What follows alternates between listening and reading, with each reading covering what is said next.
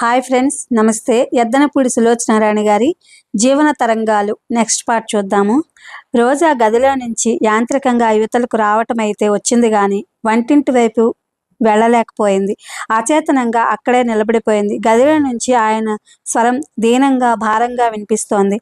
Doctor, ఒక్క నెల, కనీసం ఒక్క వారమైనా నన్ను బ్రతికించండి. నేను చేయాల్సిన ముఖ్యమైన పనులు ఒకటి రెండు ఉన్నాయి. అవి చేయకుండా ఈ తనువు చాలిస్తే నా ఆత్మకు శాంతి అనేది ఉండనే ఉండదు. అదిగో అదే పనికిరాదంటున్నాను. మీరు ఇలా ఉద్రేకపడకుండా ఉంటే ఒక్క వారం కాదు, అవలీలగా హాయిగా 10 సంవత్సరాలు బ్రతుకుతారు మందలిస్తున్నట్టుగా అన్నాడు డాక్టర్. ఏమో, వాన రాకడా ప్రాణం పోకడా ఎవరూ చెప్పలేరంటారు. విజయ్, నీకు కూడా చెప్తున్నాను. నేను చెప్పిన పని త్వరగా జరిగేలా చూడాలి. నువ్వు ఆలస్యం చేయొద్దు. మీరు నిశ్చింతగా ఉండండి. అంతా సవ్యంగా జరిగేలా చూసే బాధ్యత నాది, సరేనా? వాగ్దానం ఇస్తున్నట్టుగా అన్నాడు విజయ్. ఆయన సమస్యలు ఆయనవి. బలహీనుడైన తన గుండె ఏ క్షణంలో ఆగిపోతుందోననే అపనమ్మకంతో ఉన్న ఆయన ఈ మధ్య తరచుగా ఆస్తిపాస్తుల గురించి, తదనంతరం ఎలా ఉండాలో ఆలోచిస్తూ ఆ ఏర్పాట్లు చేయడంలో నిమగ్నమైనట్టు ప్రవర్తిస్తున్నారు. రోజా నిట్టూర్పు విడిచింది. ఈ ప్రపంచంలో ఒక్కొక్కరి జీవితం ఒక్కొక్క గాథ తను వచ్చినప్పటి నుండి గమనిస్తూనే ఉంది. సిరికి నిలయంలా ఉన్న వేణుగోపాలరావు గారు ఒక్కరోజు నిశ్చింతగా ఆనందంగా ఉండను చూడనే లేదు. అసలు ఈ ప్రపంచంలో ఏ ఒక్కరు గుండెల మీద చేయి వేసుకుని ధైర్యంగా నాకెలాంటి బాధ లేదు, నేను చాలా ఆనందంగా నిశ్చింతగా ఉన్నాను అని చెప్పేవాళ్ళు లేరేమో. డబ్బు లేకపోతే లేదనే బాధ ఒక్కటే, కానీ అది ఉంటే వచ్చే సమస్యలు అనేకం. పాపం లావణ్య కాస్త వివేకంతో ప్రవర్తిస్తే ఆయనకి ఈ అశాంతి ఉండేది కాదేమో. వాళ్ళు వేడి నీళ్ళ కోసం ఎదురు చూస్తుంటారని గుర్తుకు వచ్చిన రోజా ఒక్కొక్క మెట్లే మెల్లమెల్లగా దిగుతూ క్రిందకొచ్చింది. కానీ ఎంత ప్రయత్నించినా వంటింటి వైపు అడిగే పడలేదు. రోజాకి ఆ ఇల్లు పంజరంలా తన అభిమానాన్ని, రోషాన్ని బలవంతాన బంధిస్తున్నట్టుగా అనిపించసాగింది. కేవలం వేణుగోపాలరావు గారి కోసం ఈ ఇంట్లో అడుగుపెట్టిన తను సాధ్యమైనంత త్వరగా బయటకు వెళ్ళిపోవాలి. మనసు ఎన్నోసార్లు మాటిమాటికి ఇది అనంతి ఇల్లు, ఇక్కడ విజయ్కి ఏమాత్రం హక్కు లేదు అని గుర్తు చేస్తున్న హృదయం శాంతించడం లేదు. ఇంట్లో పొందికగా అమర్చిన ఆ సామాన్లు, అందమైన కర్టెన్లు, ఫ్లవర్ వాజులు అన్నీ ఏకకంఠతో ఇక్కడ అడుగడుగున విజయ ప్రభావం ఉన్నట్లు హెచ్చరించసాగాయి. 5 నిమిషాలు గడిచాయి. మెట్ల మీద అడుగుల చప్పుడు వినిపించింది. రోజా తల తిప్పి చూసింది. విజయ్ చకచకా దిగొస్తున్నాడు. మెట్ల ప్రక్కన అప్పుడే ఆ ఇంట్లో అడుగుపెట్టిన అగంతకురాలా చూస్తూ నిలబడిన రోజాను చూడగానే, వేణీళ్ళేవి అన్నాడు. ఆ ప్రశ్నతో పాటు ఇదేమిటి ఇక్కడ నిలబడ్డావేం అన్న ఆశ్చర్యం కూడా తొంగి చూస్తోంది. రోజా సమాధానం చెప్పలేదు. విజయ్ వంటగది వైపు వెళ్ళాడు. రోజా వెనక నుంచి తదేకంగా అతన్ని గమనించసాగింది. ఎంత చిత్రమైన మనిషి, ఎంత మామూలుగా మాట్లాడేస్తున్నాడు. బొత్తిగా ఏమీ ఎరగనట్టే ప్రవర్తిస్తున్నాడు కూడా. అంతలో ఆగ్రహపడడం, ఆ కోపంలో ఒళ్ళు తెలియకుండా ప్రవర్తించడం, మరుక్షణంలో దాన్ని గుర్తులేనట్టుగా మర్చిపోవడం అతనికి బాగా అలవాటు కాబోలు. కానీ అవమానం చేసిన వాళ్ళకంటే దాన్ని పొందిన వాళ్ళు సులభంగా మర్చిపోలేరన్న సంగతి అతనికి తెలియదేమో. విజయ్ వేడి నీళ్లు తీసుకువెడుతూ మెట్ల దగ్గర ఒక్క క్షణం ఆగి అన్నాడు. ఈ నిలబడడం ఆ వంట ఇంటిలో నిలబడకూడదు.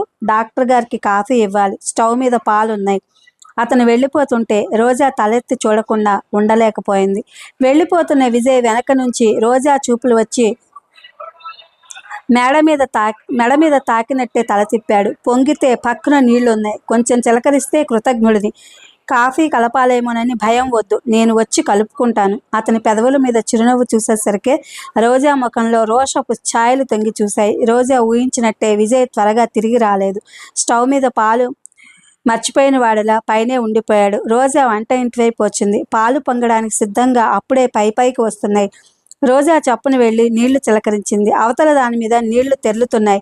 విజయ్ వస్తాడేమోనని కొద్దిసేపు ఎదురు చూసిన తర్వాత అతను ఎంతకీ రాకపోవడంతో అవి తీసి పక్కనే పెట్టి ఉంచిన ఫిల్టర్లో పోసిన కాఫీ డికాషన్ పోసి స్టవ్ తీసేసింది.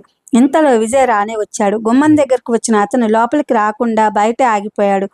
ద్వారబంధం మీద చేయి వేసి నిలబడుతూ, డాక్టర్ గారు ఈ సమయంలో కాఫీ తాగరట. అదిగో ఆ 4 బత్తాయిలు రసం తీసిస్తే తీసుకెళ్ళిచ్చి మర్యాద గల గృహస్థుణ్ణి అనిపించుకుంటాను. ఈ మధ్య అందరి దగ్గర మంచివాడిని అనిపించుకోవాలనే తాత ఎక్కువైపోతోంది. గుమ్మానికి అడ్డంగా నిలబడిన అతని తీరు చూస్తే ఆ రసం ఏదో తీసి ఇచ్చే వరకు యువతలకు రానివ్వను అన్నట్లుంది. ఎదురుగా రసం తీసేది బత్తాయిలు చాకు కనిపిస్తూ ఉన్నాయి. రోజా అతనితో తర్కించలేదు. రెండోసారి చెప్పించుకోనూ లేదు. వంటింట్లో బందీ అయిపోయినట్టుగా నిలబడిన రోజా జైలు అధికారి వచ్చి ఎదురు నిలబడి పురమాయించిన పనిని ఖైదీ మారు మాట్లాడకుండా చేసినట్టు చేసింది. రసం తీసి గాజు గ్లాసులో పోసి అక్కడ పెట్టేసింది. తెచ్చి విజయ్ చేతికి అందివ్వలేదు. అది గమనించిన విజయ్ కుంటతనంగా అన్నాడు, ఆడపిల్ల ఒంటరిగా ఉన్న గదిలో అడుగు పెట్టే అలవాటు లేదు. చివరికి అది వంటగది అయినా సరే ఆ గ్లాసు అక్కడ పెడితే లాభం లేదు. ఇటిస్తే తీసుకెళ్తాను. రోజా మాట్లాడలేదు. గ్లాసు ఇవ్వలేదు. అతని మాటలు వినిపించినట్టు ఊరుకుంది. నీకే చెప్పేది, ఇప్పటికే నన్ను చాలా చెడ్డవాణ్ణి చేశావు. నేను లోపలికి రావటం నీకే క్షేమం కాదు. ముందే చెప్తున్నాను. రోజా చురుగ్గా అతని వైపు చూసింది. విజయ్ ముఖం సీరియస్గా ఉంది. క్షణం క్రితం అతను కావాలని తెచ్చిపెట్టుకుని మాట్లాడిన హాస్య ధోరణి అంతా మాయమైపోయింది. విజయ్ సీరియస్గా ఉన్నాడంటే అన్నంత పని చేసి తీరతాడు. రోజా ఏమనుకుందో ఏమో. చప్పున వెళ్ళి గ్లాస్ తీసుకువచ్చి అతనికి అందించింది. గ్లాస్ పైన పట్టుకుంటే అతని చేతి వేళ్లు ఎక్కడ తగులుతాయో అని భయపడిన దానిలో అరచేతిలో పుచ్చుకుని అందించింది. విజయ్ వెంటనే గ్లాస్ తీసుకోలేదు. క్షణంసేపు గ్లాస్ వైపు దించుకొని ఉన్న రోజా ముఖం వైపు మార్చి మార్చి చూశాడు. రోజా అతని కంఠం మృదు గంభీరంగా పలికింది. రోజా, నిన్న జరిగిన దానికి నేను చాలా బాధపడుతున్నాను. నాది క్షమించరాని తొందరపాటుని ఒప్పుకుంటున్నాను. ఒక్కొక్కసారి కొంతమంది చూడగలకి శక్తి ఉంటుంది. గుడ్డివాళ్ళు అవుతారు. నేను అలాగే అయ్యాను. వేణుగోపాలరావు గారు నాకు తండ్రి కంటే ఎక్కువ. మూర్తీభవించిన ఆయన సరళత్వం, మంచితనం నాకంటే ఎక్కువగా ఇంకెవరూ ఎరగరేమో. కానీ అనుమానం పెనుభూతమని ఎందుకన్నారో ఇప్పుడు తెలుస్తోంది. అనుమానపు కళ్ళతో చూసిన వాళ్ళకి తాడు కూడా పాముగా కనిపించడం సహజం. రాత్రంతా నేను నిద్రపోలేదు. ఇది నువ్వు నమ్మినా నమ్మకపోయినా నిజం. రోజా తలెత్తి విప్పారని నేత్రాలతో అతని ముఖంలోకి విచిత్రంగా చూడసాగింది. రోజా కళ్ళల్లోకి తదేకంగా చూస్తూ అన్నాడు విజయ్. ఉదయం కారు పంపగానే నువ్వు రావటం ఎంతో మంచి పని అయింది. లేకపోతే నేనే మీ ఇంటికి రావాల్సి వచ్చేది. ఇదే కాదు, అనంత్ విషయంలో నీ పట్ల నేను పొరపడ్డానని తెలిసినప్పటి నుంచి నీతో ఒంటరిగా ఒక్క 5 నిమిషాలు మాట్లాడడానికి ఎంతగా ప్రయత్నిస్తున్నానో నీకు తెలియదు. పొరపాటు పడడం మానవ నైజం. కానీ పొరపాటని తెలిసిన తర్వాత చక్కదిద్దుకుని క్షమాపణ కోరుకోవడం ఉత్తమమైన సంస్కార లక్షణం.